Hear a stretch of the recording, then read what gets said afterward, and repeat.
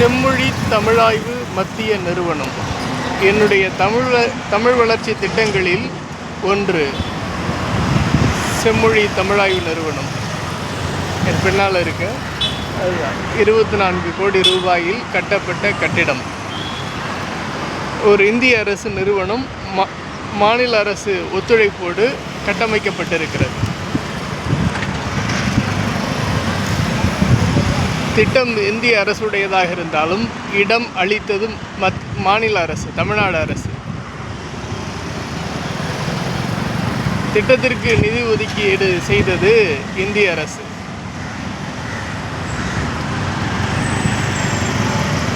இடம் ஒதுக்கீடு செய்தது மாநில அரசு. திட்டத்தின் நாயகன் நான் உங்கள் முன் பேசிக் கொண்டிருக்கிறேன். திட்டத்தை நடைமுறைக்கு கொண்டு வரப்படும் பொழுது திறந்து வைத்தவர் பிரதமர் நரேந்திர மோடி அவர்கள். இந்த திட்டத்தினை நடைமுறைக்கு கொண்டு வரப்படும் பொழுது முதல்வராக இருந்தவர் மு.க. ஸ்டாலின் அவர்கள். அவர்தான் கடந்த 5 ஆண்டுகளாக இந்த நிறுவனத்தினுடைய தலைவராக இருந்தவர். இயக்குனர் சந்திரசேகர் அவர் இன்று வரை தொடர்கிறார் என்று கருதுகிறேன். இப்பொழுது இந்த திட்டத்துக்கு தலைவராக இருக்கக்கூடிய பொறுப்பு யாருக்கு இருக்குது அப்படின்னா, அந்த தாவிக தலைவர்னு சொல்கிறாங்க இல்லையா, அதாவது ஜோசப் விஜய் தமிழ்நாடு அரசு முதலமைச்சராக இருக்கார் இல்லையா, அவருடைய கட்டுப்பாட்டில் இப்போ வரும். அதே சந்திரசேகர் தான் இப்பொழுதும் இயக்குனராக தொடர்கிறார் என்று கருதுகிறேன். அப்போ திட்டத்தினுடைய நாயகனுக்குரிய அரசு அங்கீகாரம் என்ன அளிக்கணுங்கிறது திட்டத்தின் பயனாளிகள் ஆகிய அரசை சார்ந்தவர்களும் இந்த நாட்டை சார்ந்தவர்களும் முறைப்படி என்ன செய்யணுங்கிறத மண்டைக்குள்ளே இருந்தால் செய்வாங்க. மூளைன்னு ஒன்று இருந்தால், அதில் அறிவுன்னு ஒன்று இருந்தால், அதில் கந்தவேலுக்கு உரிய அரசு மரியாதை என்ன செய்யணுங்கிறது இருந்தால் செய்வாங்க.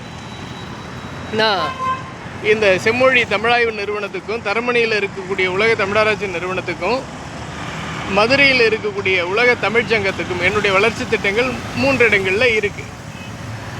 அப்போ உரிய அரசாணையை வெளியிடுங்க, என்னுடைய பெயரில் உரிய கல்வெட்டுகள் வைங்க.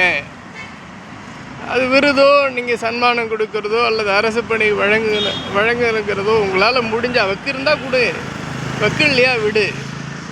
ஆனால் அதெல்லாம் கூடுதல். ஆனால் அடிப்படையானது எது? கல்வெட்டு. அடிப்படையானது அரசாணை. இந்த 2மே அவசியம். எனக்கு இவ்வளோ திட்டத்தை உருவாக்க தெரிஞ்ச என்னால் பிழைச்சிக்க முடியாதா? ஏண்டா உங்கள் இந்திய அரசுக்கு பிச்சை போட்ட என்னால் பிழைச்சிக்க முடியாதா? இல்லை அறிவே இல்லையா? இதை விட பல திட்டங்களை என்னால் உருவாக்க முடியாதா? பெருமண்டைகளா? நான் என்ன கேட்குறேன், திட்டத்தினுடைய நாயகன், திட்டத்தினுடைய தலைவன் என்கிற முறையில் இங்கே கல்வெட்டு வை, என் பேரில் வை. உலக மக்கள் கழகத்தினுடைய நிறுவனர் தலைவர் மற்றும் உலக தலைவரையே கந்தவேலு அவர்கள் இந்த திட்டத்தை உருவாக்கி தந்தார் அப்படின்னு நீங்கள் என்ன செய்வீங்க? கல்வெட்டை வைங்க. ஏன்னா வரலாறு முக்கியம்.